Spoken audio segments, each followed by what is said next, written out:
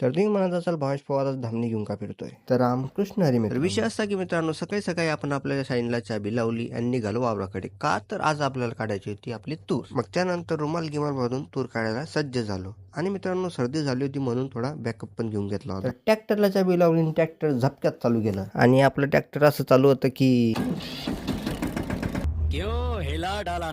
मग काय, आपलं ट्रॅक्टर घेऊन पोहोचलो आपण आपली तूर जिथं होती तिथं, आणि मशीन पण येऊन गेलेलं होतं. मशीनची साफसफाई चालू होती.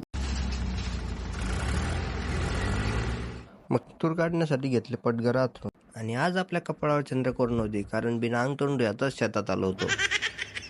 त्यानंतर मग आपल्या दोन्ही पट्ट्यांनी तुरीच्या कवळ्या एक एक करून मशीनमध्ये टाकायला सुरुवात केली. आणि त्यानंतर इकडच्या बाजूने मस्त बुंदीसारखे दाणे खाली पडत होते. आणि मी पण तुरीच्या पाट्या फटाफट पिशवीमध्ये टाकत होतो. आणि मग तूर अर्धी काढून झाली. त्यानंतर सगळेजण गेले जेवायला. आणि आज जेवणामध्ये मस्तपैकी रातचा गरम केलेला भात होता. आणि तो भात खायला ही मेंबर पण आली होती. ती म्हणत होती मला हे पाहिजे. तिला म्हणलं घे बाई बसून देतो. आणि इथं हा एक प्रॉब्लेम आहे का काय ते माहित नाही, पण बघते असे की तसं काही घुरट नजर नाही, एकदम असे बारीक डोळे करून हे चायनीज लोकांवाले. मस्तपैकी जेवण करून आपण आलो परत आपल्या कामावर. आणि मग मला एक काम सांगितलं, खोडक्या घेऊन यायचं. आणि मग मी पण गेलो आणि घेऊन आलो खोडक्या. तर मित्रांनो, खोडक्या जसा दिसतो तसा नाहीये. पहिले हा असा होता, मी व्हिडिओसाठी त्याला असा केला. मग काय मित्रांनो, त्यानंतर सगळी आवड सावड केली. राहिलेल्या कवळ्या मशीनवर टाकून दाणे काढून घेतले आणि मस्तपैकी ट्रॅक्टरमध्ये पिशा भरून घेतल्या. आणि मशीन पण लागलं त्याच्या मार्गे.